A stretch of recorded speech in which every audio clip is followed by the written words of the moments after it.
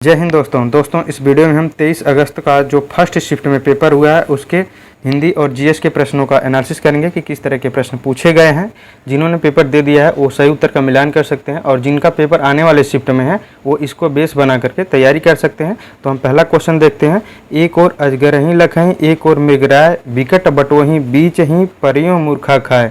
तो इसका right answer हो जाएगा सी नंबर हो जाएगा। भयानक रस है, एक और मृग है, एक और जो है कि अजगर है और आप मूर्खा खाकर वो गिर गया है, तो यहाँ पे भय के कारण वैसा हुआ है, तो यहाँ पे भयानक रस हो जाएगा। अगला क्वेश्चन है, निम्नलिखित में से कौन सा शब्द अलंकार नहीं है? तो इसका राइट आंसर हो जाएगा बी नंबर। रूपक जो है वो अर्थ अलंकार है और बाकी श्लेष, अनुप्रास और यमक जो है वो शब्द अलंकार है। अगला क्वेश्चन है, जब दो व्यंजन एक साथ मिलते हैं तो उन्हें क्या कहते हैं? तो उसका राइट आंसर हो जाएगा जो है कि संयुक्त व्यंजन कहते हैं। जैसे छत्री हो गया, छत्री में छत्री हो गया, त्र हो गया, ज्ञ हो गया, जब वो दो व्यंजन मिलते हैं उन्हें संयुक्त व्यंजन कहते हैं। हम अगले क्वेश्चन को देखते हैं। अगला क्वेश्चन है, अगम आगम शब्द युग्म का सही अर्थ है? तो इसका राइट आंसर हो जाएगा दुर्लभ और उत्पत्ति हो जाएगा। अगला क्वेश्चन है, निम्नलिखित में से मूक का अनेकार्थ शब्द कौन सा नहीं है? तो इसका राइट आंसर हो जाएगा विवश हो जाएगा। बाकी शांत, गूंगा, चुप जो है ये मूंग जो मूक है उसका अनेकार्थी शब्द है। अगला क्वेश्चन है, निजवाचक सर्वनाम का प्रयोग किस वाक्य में हुआ है?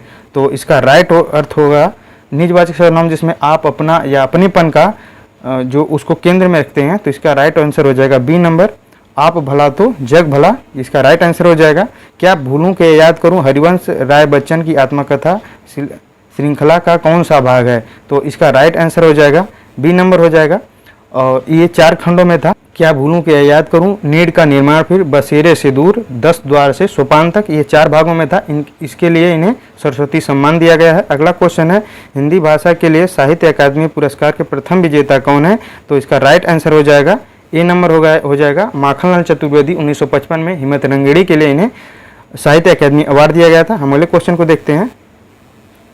अगला क्वेश्चन है, निम्नलिखित में से वयोवृद्ध शब्द का सही संधि विच्छेद कौन है? तो इसका राइट आंसर हो जाएगा सी नंबर, वयो वृद्धि हो जाएगा, ये विसर्ग संधि है। अगला क्वेश्चन है 67 नंबर, 2019 में साहित्य अकेडमिक पुरस्कार किस रचना को दिया गया? तो इसका राइट आंसर हो जाएगा किस रचनाकार को दिया गया? तो इसका राइट आंसर हो जाएगा ए नंबर, नंद किशोर आचार्य को दिया गया है। और बात करें 2020 में दोस्त, अनामिका को दिया गया है और 2021 में दया प्रकाश सिंह को दिया गया है, 2023 में बद्री नारायण को और 2023 में अभी हाल ही में दिया गया है, इसको जरूर देख लीजिएगा। अगला क्वेश्चन है, देश प्रेम में कौन सा समास है? तो देश प्रेम में देश से प्रेम हो जाएगा और इसका राइट आंसर हो जाएगा तत्पुरुष हो जाएगा। जुबान पर लगाम ना होना, तो इसका राइट आंसर हो जाएगा, राइट आंसर इसका हो जाएगा अनावश्यक रूप से स्पष्टवादी होना, डी नंबर हो जाएगा। निम्नलिखित में से कौन अमृत शब्द का पर्यायवाची नहीं है? तो इसका राइट आंसर हो जाएगा क्षीर जो है दोस्त, ये दूध का पर्यायवाची शब्द है। बाकी जो है अन्य ऑप्शन जो है वो अमृत के पर्यायवाची शब्द हैं। अगला है दोस्त, कौन सा वर्ण दंत नहीं है? तो दंत दोस्त यहाँ पे ट जो है वो दंत नहीं है, ये मूर्धन्य है। बाकी जो है त वर्ग में जो वर्ड आते हैं वो दंत वर्ड होते हैं। ट वर्ड जो होता है ट वर्ग वो मूर्धन्य वर्ड होता है। हम अगले क्वेश्चन को देखते हैं। अगला क्वेश्चन है, मैंने आम खा लिया है वाक्य में प्रयुक्त काल कौन सा है? तो इसका जो मैंने आम खा लिया है अभी हाल ही में खत्म हुआ है, तो यहाँ पे रिसेंट आसन्न भूतकाल हो जाएगा। रिसेंट पास्ट में अभी ये घटना हुई है तो आसन्न भूतकाल हो जाएगा। अगला क्वेश्चन है, किसी एक में आस्था रखने वाला वाक्यांश के लिए शब्द बताइए? तो इसका राइट आंसर हो जाएगा ए नंबर हो जाएगा, अनन्य हो जाएगा। अगला क्वेश्चन देखते हैं 74 नंबर, निम्नलिखित में से प्रयुक्त प्रत्यय किस विकल्प में ठीक प्रदर्शित किए गए हैं? तो इसमें देख सकते हैं धमाका है प्रत्यय जो लास्ट में शब्दों में जुड़ता है। धमाका में आका हो जाएगा, लड़ाकू में आकू हो जाएगा, उड़ाक में आक हो जाएगा और छिलका में का हो जाएगा। तो इसका जो राइट आंसर हो जाएगा ए नंबर हो जाएगा, आका, आकू, आक और का हो जाएगा। बहुत इजी क्वेश्चन है। अगला क्वेश्चन है दोस्त, शुद्ध वाक्य का चयन कीजिए। राइट आंसर ए हो जाएगा। यहाँ पर मध्यकालीन युगों में कलाओं की बहुत उन्नति हुई है। अन्य ऑप्शन जो है, इस समय मोहन की आयु 20 वर्ष है, तो इसमें आयु का 2 बार जिक्र होने के कारण ये शुद्ध नहीं है। साहब ने कहा किसी को अंदर ना आने दिया जाए, तो यहाँ पे ब्रैकेट रहेगा और वे चाहें भले ही ना आए पर तुम्हें आना होगा। तो ये भी क्वेश्चन जो है ऑप्शन गलत है, यहाँ पे राइट आंसर हो जाएगा ए नंबर। हम अगले क्वेश्चन को देखते हैं। अगला क्वेश्चन है दोस्त, सदा एक वचन में प्रयुक्त होने वाले शब्द हैं। तो यहाँ पे जो है कि ये हो जाएगा वर्षा और जनता हो जाएगा राइट आंसर। अगला क्वेश्चन है दोस्त, राजा शब्द के लिए पर्यायवाची शब्द चुनिए। तो राजा का जो पर्यायवाची शब्द हो जाएगा वो डी नंबर नरेंद्र हो जाएगा। अगला क्वेश्चन है, निम्नलिखित में से वाक्य के शुद्ध रूप का चयन कीजिए। तो यहाँ पर हो जाएगा अनेक, भारत में अनेक जातियाँ हैं, भारत में अनेक जाति हैं, तो ये गलत हो जाएगा। अनेक है, जातियाँ जाति हैं लिखा है यहाँ पे, ये गलत हो जाएगा। भारत में अनेकों जातियाँ हैं, ये भी गलत हो जाए, अनेकों नहीं अनेक होता है, अनेकों यहाँ लिखा है, गलत है, तो राइट आंसर ये हो जाएगा। विस्मय बोधक चिन्ह है, तो विस्मय बोधक चिन्ह बी नंबर हो जाएगा।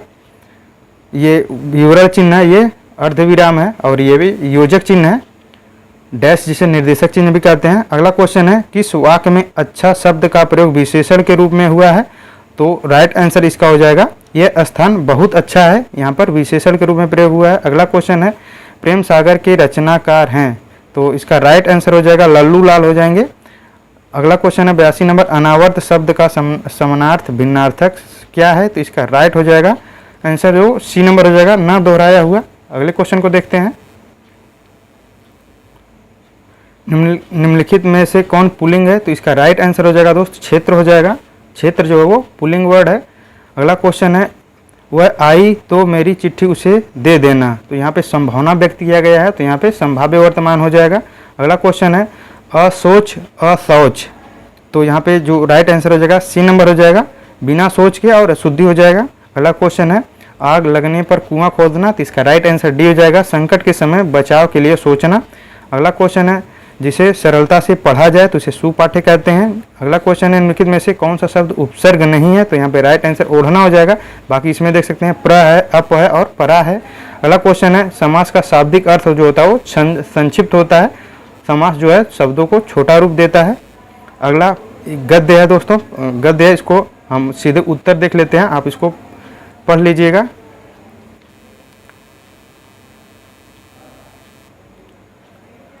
आधुनिक मानव विकास का सर्वांगीण नहीं कहा जा सकता। इसका जो राइट आंसर हो जाएगा, क्यों नहीं कहा जा सकता, कि ये साहित्य धर्म कला आदि मानव की चेतना से निर्वासित हो गया है।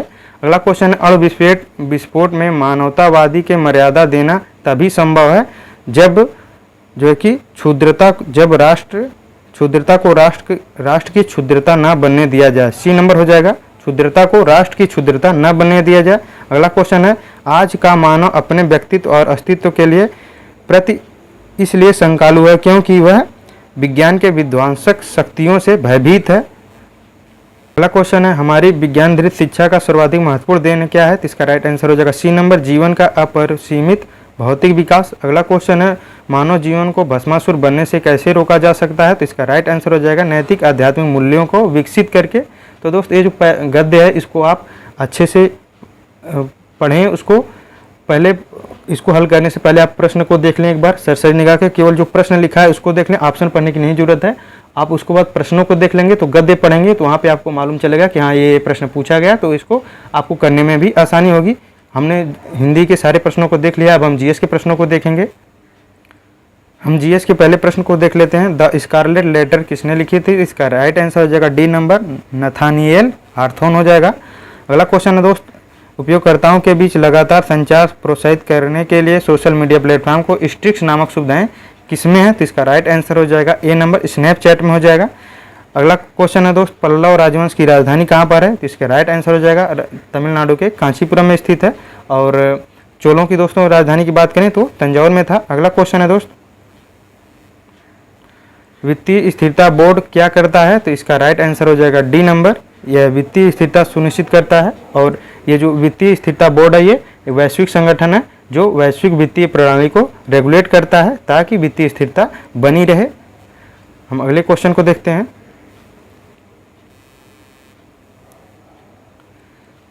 जीएसटी के ब्रांड एम्बेसडर के रूप में किसे चुना गया था। तो इसका राइट आंसर हो जाएगा डी नंबर, अमिताभ बच्चन को चुना गया था। 118 नंबर है, निम्नलिखित में से कौन सी रेखा फ्रांस और जर्मनी के बीच सीमा डिवाइड करती है। तो इसका राइट आंसर हो जाएगा सिगफ्रीड लाइन जो है वो जो है कि फ्रांस और जर्मनी के बीच सीमा डिवाइड करती है। अगर बात करें 49वीं पैरेलल रेखा की तो ये दोस्तों अमेरिका और कनाडा के बीच में सीमा डिवाइड करती है, इसे मेडिसन लाइन के नाम से भी जानते हैं। बाकी KW लाइन जो है ये नीदरलैंड में है और सिंगल लाइन दोस्तों, सॉरी ये KW जो है ये बेल्जियम में है और सिंगल लाइन दोस्त ये जर्मनी में है। अगला क्वेश्चन देखते हैं, विदेश व्यापार महानिदेशालय किस मंत्रालय के अंतर्गत आता है? तो इसका राइट आंसर डी हो जाएगा, वाणिज्य और उद्योग मंत्रालय के अंतर्गत आता है।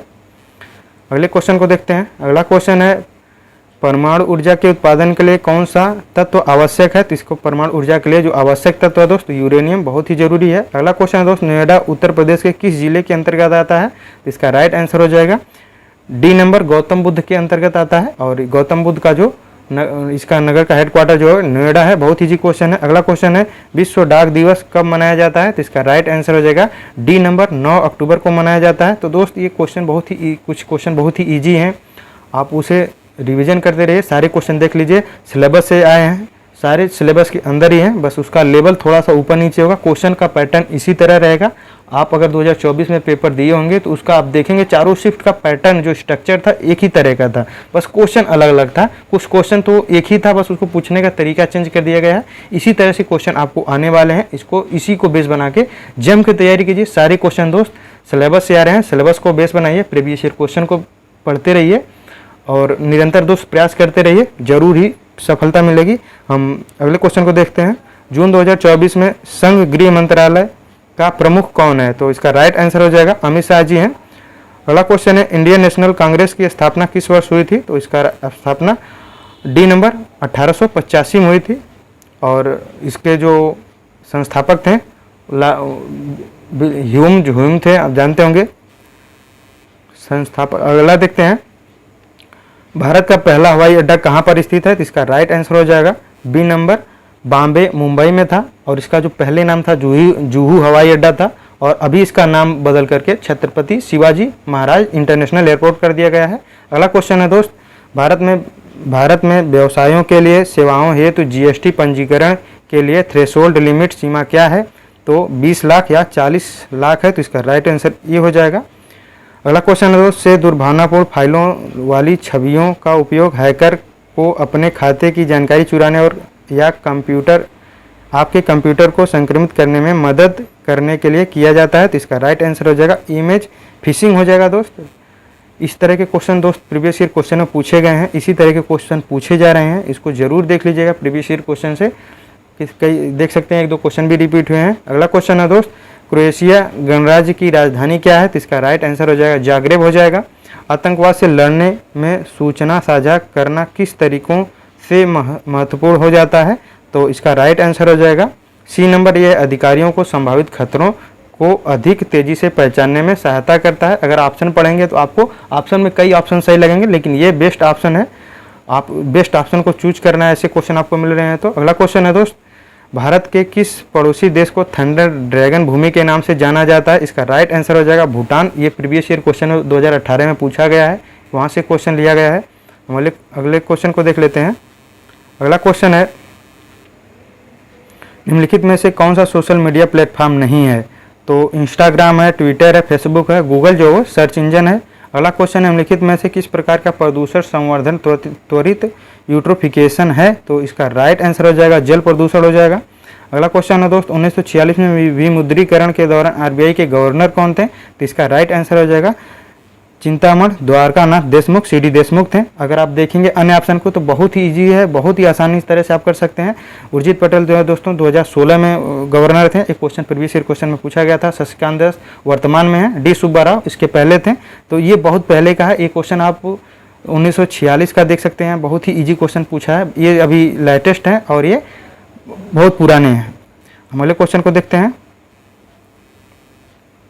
अगला क्वेश्चन है, भारतीय संविधान का कौन सा भाग नीति निर्देशक सिद्धांतों से संबंधित है? इसका राइट आंसर हो जाएगा बी नंबर, भाग 4 में नीति निर्देशक का प्रावधान किया गया है। बात करें भाग 2 में नागरिकता, भाग 3 में मौलिक अधिकार और भाग 4 में दोस्तों यहाँ पे नीति DPSP जो राज्य का नीति निर्देशक तत्व है वो भाग 4 में है और भाग 5 में दोस्तों संघ सरकार की बात किया गया है।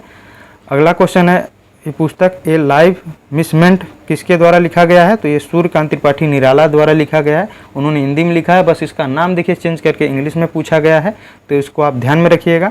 अगला क्वेश्चन है, आसमान के नीलेपन का मुख्य कारण क्या है? तो इसका राइट आंसर हो जाएगा वायु में श्वेत प्रकाश का प्रकीर्णन हो जाएगा। हम अगले क्वेश्चन को देखते हैं। रमन सुब्बा राव जिनका हाल ही में निधन हुआ वो किस खेल से जुड़े हैं? तो इसका राइट आंसर हो जाएगा ए नंबर, वो क्रिकेट खिलाड़ी थे। हम अगले क्वेश्चन को देखते हैं। प्रायद्वीपीय भारत की सबसे लंबी नदी का नाम दोस्तों गोदावरी हो जाएगा, बहुत ईजी क्वेश्चन है। और नर्मदा नदी दोस्त ये पश्चिम की तरफ बहने वाली सबसे बड़ी नदी है और ये एस्चुरी का निर्माण करती है। नर्मदा और ताप्ती एस्चुरी का निर्माण करती है, इसको आप ध्यान में रखिएगा। अगला क्वेश्चन है NHRC का पूर्ण नाम क्या है? तो नेशनल ह्यूमन राइट कमीशन हो जाएगा, national human right commission India हो जाएगा। अगला क्वेश्चन है वर्ष 1985 में कौन सा अंतर्राष्ट्रीय वर्ष घोषित किया गया था? तो इसका राइट आंसर डी हो जाएगा, युवा को अंतर्राष्ट्रीय वर्ष घोषित किया गया था। ये क्वेश्चन थोड़ा सा टफ है दोस्त, आपको इसको इतना पुराना कैसे कोई याद कर सकता है, लेकिन आपको करना होगा, इस तरह के क्वेश्चन पूछे जा रहे हैं। अगला क्वेश्चन है दोस्त, अनुसंधान विधियां उत्तरदाताओं की प्रतिक्रियाओं के आधार पर उनसे गहन और आगे की जांच के पूछताछ करने में सहायता करती है। तो इसका राइट आंसर होना चाहिए दोस्तों गुणात्मकता होना चाहिए, क्वालिटेटिव होना चाहिए। अगला क्वेश्चन है दोस्त, BRI का पूर्ण नाम क्या है? तो बेल्ट एंड रोड इनिशिएटिव हो जाएगा, चाइना का रोड प्रोजेक्ट है ये। अगला क्वेश्चन है दोस्त, अगला क्वेश्चन है विशिष्ट व्यक्तियों को उस संगठन से सुरक्षा को खतरे में डालने की कोशिश करता है जिसके लिए वे काम करते हैं। तो इसका राइट आंसर हो जाएगा बी नंबर हो जाएगा, स्फीयर फिशिंग कहते हैं। हम अगले क्वेश्चन को देखते हैं। अगला क्वेश्चन है पहली बार राष्ट्रीय कृषि नीति कब घोषित की गई थी? तो इसका राइट आंसर हो जाएगा जनवरी 2004 में घोषित किया गया था। वर्ष किस वर्ष में अंतर्राष्ट्रीय मानवाधिकार कानून के प्रवर्तन के लिए संयुक्त राष्ट्र मानवाधिकार आयोग संयुक्त राष्ट्र मानवाधिकार परिषद द्वारा प्रस्थापित किया गया है? तो इसका राइट आंसर हो जाएगा 2006। दोस्तों ये प्रीवियस ईयर क्वेश्चन से पूछा गया है। अगला क्वेश्चन है अफ्रीका के आर पार दौड़ लगाने वाले पहले व्यक्ति का नाम कौन सा है? तो इसका राइट आंसर हो जाएगा रस कुक है, ये इंग्लैंड का रहने वाले हैं। अगले क्वेश्चन को देखते हैं।